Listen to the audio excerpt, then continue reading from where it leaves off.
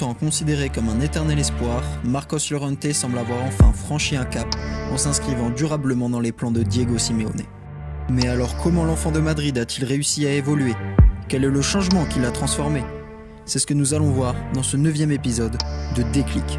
T'attends le déclic qui te rendra riche et célèbre, jusqu'à ce que la réalité vienne briser tes rêves. Fils de Paco Llorente, neveu de Paco Gento et petit-fils de Ramon Grosso, tous les trois anciens joueurs du Real de Madrid, il signe logiquement pour les Merengues en 2008 à 13 ans. Il débute chez les pros à 20 ans le 17 novembre 2015 en jouant 15 minutes contre l'Levante. Il va connaître des saisons plus compliquées que ses prédécesseurs et il se fait prêter à Alaves pour la saison 2016-2017 où il réalise une saison pleine, 36 matchs et 3 passes décisives. Pourtant, son retour dans la capitale ne se passe pas comme prévu et Zidane ne compte plus sur lui. Sur les 2 saisons suivantes, il ne va jouer que 36 bouts de match et Florentino Pérez va chercher une porte de sortie au jeune Marcos. À l'été 2019, le Real Madrid va trouver un arrangement avec l'ennemi de toujours, l'Atlético de Madrid. Les Madrilènes n'hésitent pas longtemps car Llorente a déjà 24 ans et que 30 millions d'euros pour un jeune qui ne s'impose pas, c'est inespéré. Mais son intégration chez les Rouges et Blancs est bien plus compliquée que prévu. Simeone joue pourtant avec 2 numéros 6, mais Saúl Ñíguez est une pièce maîtresse. Il ne reste donc plus qu'une place à se disputer entre Thomas Partey et Marcos Llorente et le Ghanéen prend rapidement l'ascendant.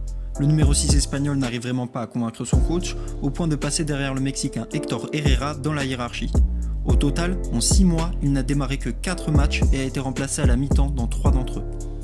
Diego Simeone demande alors à le prêter pour lui donner du temps de jeu, mais son prêt au Betis Séville en janvier capote au dernier moment. Marcos Llorente pense alors revivre une deuxième partie de saison difficile, mais c'était sans compter sur une soirée de folie à Anfield.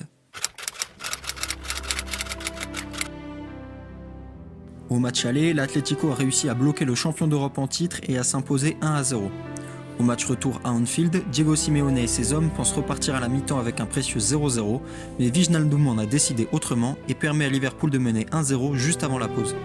À 30 minutes de la fin, Diego Costa est remplacé par Marcos Llorente, un choix qui s'inscrit dans la logique de bétonner derrière pour les dernières minutes. Grâce à un grand Oblak, les Madrilènes tiennent le 1-0 au bout des 90 minutes et pas le choix, il faut jouer 30 minutes supplémentaires. Roberto Firmino inscrit directement un but et les Colchoneros n'ont pas le choix et doivent égaliser pour se qualifier. L'Atlético change donc logiquement de système et Llorente se voit occuper un rôle plus offensif. 3 minutes plus tard, suite à une mauvaise relance de Adrian, Llorente s'avance vers l'entrée de la surface, enroule et inscrit son premier but en Ligue des Champions. Juste au retour de la mi-temps des prolongations, Llorente s'offre le luxe d'inscrire un doublé suite à une contre-attaque bien menée. Au bout des prolongations, le Madrilène lance en profondeur Alvaro Morata qui bat Adrian et scelle la qualification madrilène. Grâce à un repositionnement inattendu, Marcos Llorente réalise la plus belle performance de toute sa carrière et vient, sans le savoir, de changer son rôle chez les Colchoneros. Ce changement de poste est moins inattendu que prévu. Les attaquants madrilènes ne donnent pas satisfaction à Simeone et Llorente s'impose comme une alternative sérieuse. Il a toujours été performant dans le dernier geste aux entraînements et c'est de là qu'est venu ce repositionnement pour la première fois. Son passé de numéro 6 lui permet de pouvoir garder le ballon sans problème, de faire des passes tranchantes qui brisent des lignes et devenir un véritable relais entre le milieu de terrain et le front de l'attaque. Très à l'aise balle au pied, il n'a aucune difficulté à casser des lignes et à adresser des caviars à ses partenaires. Moins costaud et destructeur que certains de ses concurrents sur le poste de milieu défensif, il est plus utile plus haut dans la création d'actions en tant que porteur de ballon, un rôle que personne n'a encore vraiment endossé à l'Atlético malgré les tentatives Lemar et Joao Félix. Ce choix de Simeone a clairement amélioré les performances de son équipe et celles de son joueur. Llorente est le joueur qui touche le plus de ballons dans la surface adverse avec une moyenne de 7,3 par match.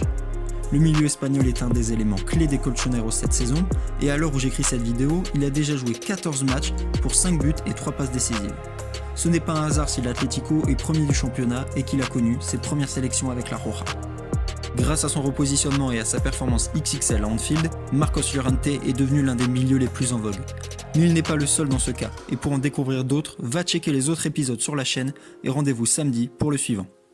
Clairement, bye bye papa.